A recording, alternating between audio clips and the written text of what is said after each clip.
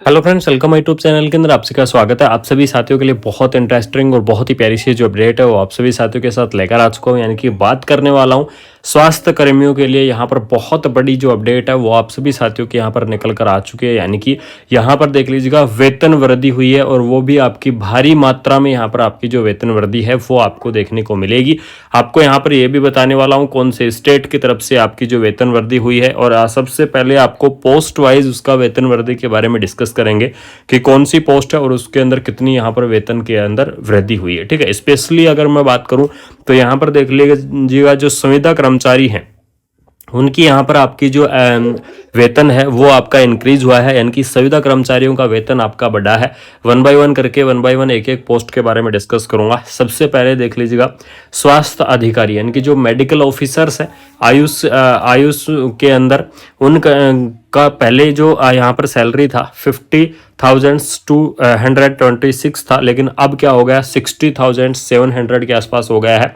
उसके बाद में आपको जो स्वास्थ्य अधिकारी डेंटल यानी कि जो BDS वाले थे संविदा के ऊपर, उनका 49,000 था, अब 61,000 के आसपास उनकी जो सैलरी है वो आपकी हो चुकी है। उसके बाद में बात करेंगे फार्मासिस्ट। यानी कि एक चीज का आप ध्यान रखना, ये मैं आपको जितनी भी पोस्ट बता रहा हूँ ये आपको बता रहा हूँ संविदा कर्मचारियों के, ठीक है, क्योंकि यहाँ पर संविदा कर्मचारियों का ही आपका जो वेतन वृद्धि हुआ है। तो फार्मासिस्ट की पोस्ट की अगर मैं बात करूँ तो 30,500 आपका पहले था, और अब यहाँ पर वेतन के अंदर वृद्धि होकर कितना हो चुका है 46,500 के आसपास सैलरी हो चुकी है।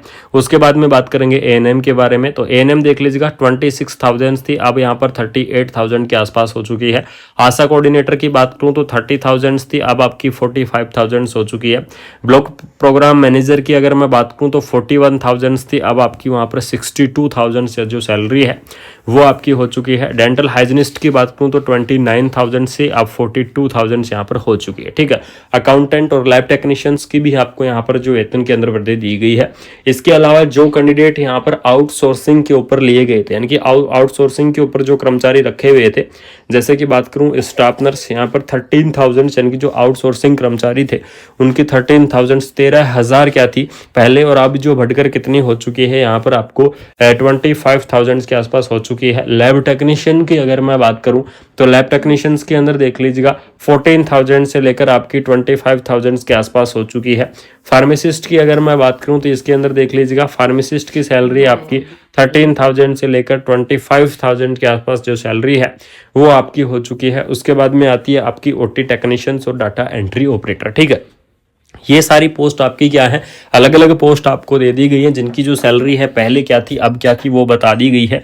तो वेतन के अंदर बहुत बड़ी यहाँ पर क्या की गई है, वृद्धि आपकी की गई है। वेतन आपका बहुत ही जबरदस्त यहाँ पर आपका इंक्रीज कर दिया गया है। अब आपको मैं स्टेट के बारे में भी बता कौन से स्टेट के अंदर आपको वेतन वृद्धि हुई है। तो यहाँ पर देख लीजिएगा हिमाचल प्रदेश, ठीक है, यानी कि जो आपका हिमाचल प्रदेश स्टेट है उसकी तरफ से आपको वेतन के अंदर यहाँ पर जो वृद्धि है वो आपको की गई है। जो सबसे बड़ा सवाल था वो सवाल था कम्युनिटी हेल्थ ऑफिसर के लिए, यानी कि CHO के लिए आपका सबसे बड़ा सवाल था, क्या CHO की भी यहाँ पर जो वेतन वृद्धि हुई है या नहीं हुई है, क्योंकि आप सभी साथियों के लिए ये सबसे बड़ा कमेंट था। तो आप सभी साथियों को बता दूं कि कम्युनिटी हेल्थ ऑफिसर की पोस्ट पर जो कैंडिडेट थे, यानी कि CHO की पोस्ट पर जो कैंडिडेट थे वो भी किसके अंदर आते हैं, संविदा के अंदर आते हैं। तो उन साथियों का भी क्या होगा, यहाँ पर वेतन वृद्धि होगी, वेतन के अंदर इंक्रीजमेंट होगा, वेतन के अंदर आपका इंक्रीजमेंट लगेगा। इस चीज को ध्यान रखना, क्योंकि काफी सारे कैंडिडेटों को ये डाउट था कि इस लिस्ट के अंदर नाम नहीं आया है तो क्या